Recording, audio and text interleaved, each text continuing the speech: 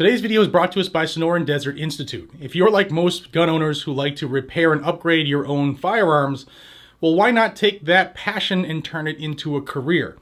SDI is a distance learning institute, and all of the materials and tools are shipped directly to your door. They have classes on ballistics, gunsmithing, armorers courses, and even drone classes.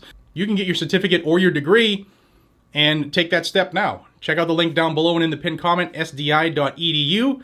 And thank you to the Sonoran Desert Institute for making today's video possible. All right, take 3. Been having some memory card issues today, which is going to make this one even spicier because I'm frustrated. Guys and gals, I'm here to talk to you about one of the biggest wolves in sheep's clothing we have amongst us right now. And that is going to be former Congresswoman Tulsi Gabbard from Hawaii. Why? Well, I'm going to show you. I'm going to back up everything I say, which is what she needs to do. Last night, Tulsi Gabbard posted this on her Instagram. She said the Second Amendment acknowledges our God-given right to bear arms to defend ourselves and loved ones from those who do us bodily harm, as well as to protect us and our country from those in power with authoritarian tendencies who may be tempted to try to take away our freedoms. Now, this comes on the heel a couple weeks ago where Tulsi ran a little video on her social media of her running around doing some 3-gun and shooting guns. And it's all bullshit. Why? Because Tulsi Gabbard is one of the biggest anti-gun politicians we've seen. And now she's coming at it like she's one of us. She recently left the Democrat Party because they're so left and big warmongers and stuff like that. And I've been driven to do this video because of the comments I've seen in her posts in the those 2 ones I spoke about, where people are like behind Tulsi. Yeah. Hey everybody, I am here in Washington, D.C. today, and the Supreme Court just issued a pretty significant ruling regarding concealed carry, this New York case. This ruling is a strong step forward towards upholding the Second Amendment rights of law-abiding Americans to defend ourselves. This one hit close to home because about 10 years ago, there was a credible threat against my life by a guy who knew where I lived, who knew where I worked, who knew where to find me, how to find me, and he wanted to kill me. He made threats to kill me by cutting off my head. At that time, I made an informal inquiry with a high-level leader in the Honolulu Police Department just to find out, hypothetically, whether or not if I applied for a concealed carry permit, would it actually be approved, given there was a very clear need. There was a very direct threat on my life. To his credit, he told me the truth, and he said no. Like New York and Hawaii, even though there is a process to apply for a concealed carry license saying you've got to prove that you need it, very rarely, if ever, are those applications granted, again, even if you show evidence of a compelling need. So in my situation, because of this very restrictive law and how it was interpreted and executed, I couldn't defend myself. After I got elected to Congress, the Capitol Police deemed the threat serious enough to provide me with a security detail until this guy was caught.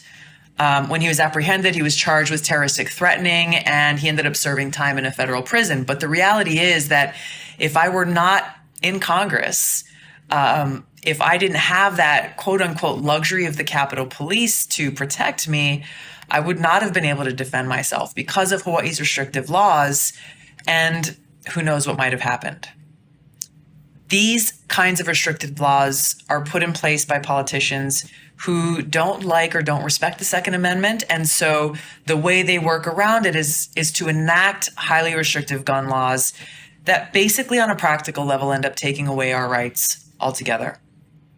Today's ruling will help protect the American people from anti-Second Amendment zealots, and they will hold up our constitutional rights. I encourage you to go and read the opinion piece that was put out by the court.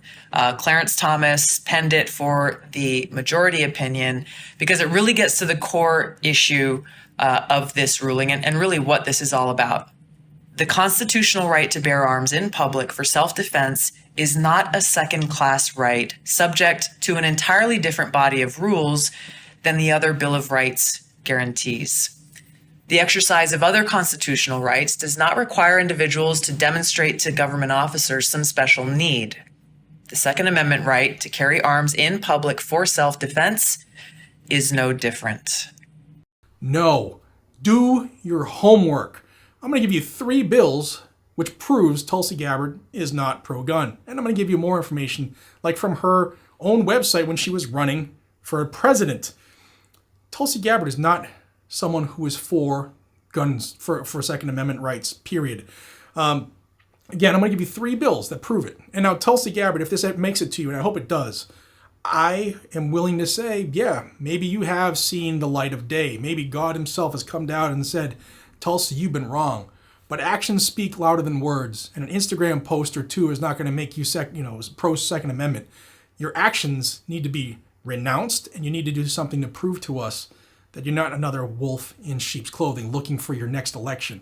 Now, I've seen her go on Fox News a couple times here or there the last couple years, sounding a little more conservative than she used to be. Been on Joe Rogan, but I'm saying actions speak louder than words. Here's some of her actions. I got 3 bills that came off the top of my head because I remember she was for these. The ones she voted yes for. H.R. 1112, that's the Bipartisan Background Check Act. What that looked to do was to get rid of the 3-day window for NICS transactions if you get a pause or a hold. NICS and the FBI has 3 full business days to get that answer of whether it's a proceed or a denial. She wanted to get rid of that 3-day window and make it a 10-day window. And in that bill, the FBI could make up any type of delay they saw fit to go past that 10 days.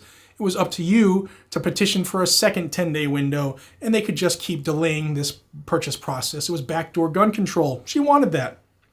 She also voted for H.R. 8 in February of 19 as well. H.R. 8 is another background check, the enhanced background check bill. And the only thing that looked to do was to take away your ability as a law-abiding gun owner in America from selling your lawfully owned items to another lawful gun owner or lawful gun owner to be in this country. Force all sales through an FFL. Those are things she wanted, not very Second Amendment friendly. But here's the kick in the ass.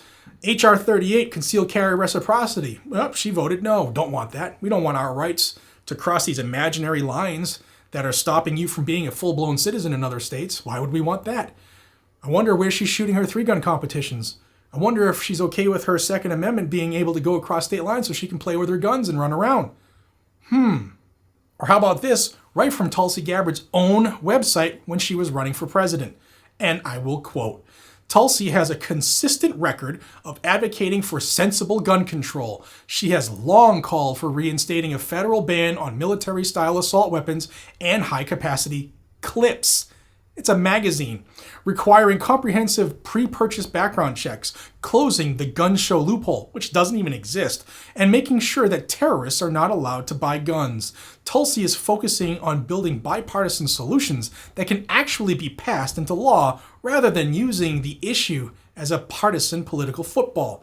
Oh, and stopping from the terrorists from buying guns, that would be the no-fly, no-buy list. That was totally unconstitutional.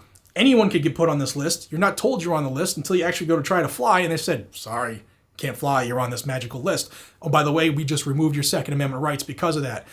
Prove it wasn't you, prove you shouldn't be on it. We're not going to tell you how to do that, and good luck.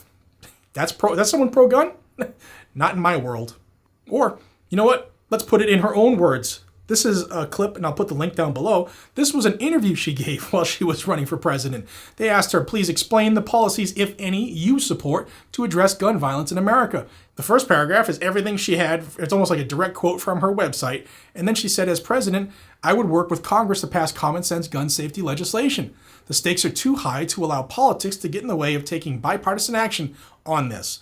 While I strongly support the Second Amendment, we can all agree that we need sensible gun laws to keep us and our children safe. No, Tulsi, we don't need more government laws to tell us how to keep ourselves safe. Go hard on the friggin' criminals. That's it. That will help a tremendous amount. Oh, and the situation we're in now, where diesel's $6 a gallon, home heating oil is going to be doubling going into the winter here and stuff like that. Well, she's part of that as well. She's part of what she used to call the green century push, where you get rid of all the fossil fuels and everything comes magically from wind and rain and stars blowing kisses to people on planets. She's part of the reason we're where we are right now. Yet she's going to try to fool people saying, I'm pro-gun, so vote for me. And some people will, which is why I'm doing this video.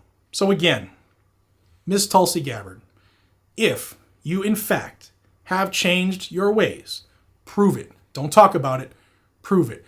Guys and gals who have, I've seen people in the comments of these and it drives me nuts. If you're one of those people who is thinking about it, check yourself. Yes, she's an attractive woman who's smart, well-spoken. She served in the military. She is a solid candidate. I'll give her that. But she's not pro-2A unless she proves to us. So with that, guys and gals, I'm going to go back. I'm going to go take a walk. This has been a frustrating one. I've been stewing since last night at about 1 a.m. when I saw this post. Let me know down below. Am I way off base? Let me know. If I am, I earn it. I earn the ridicule down in the comments. If I'm right, what do you think down below? Is she a wolf in sheep's clothing?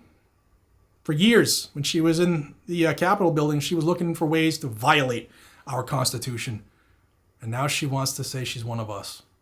Till we see each other again, be safe, stay vigilant, and carry a gun to keep you, your friends, your family, your community safe.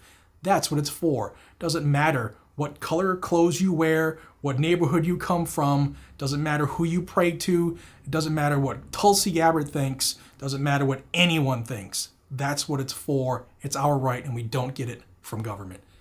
Y'all have a fantastic day. I'll see you in the next one. Take care.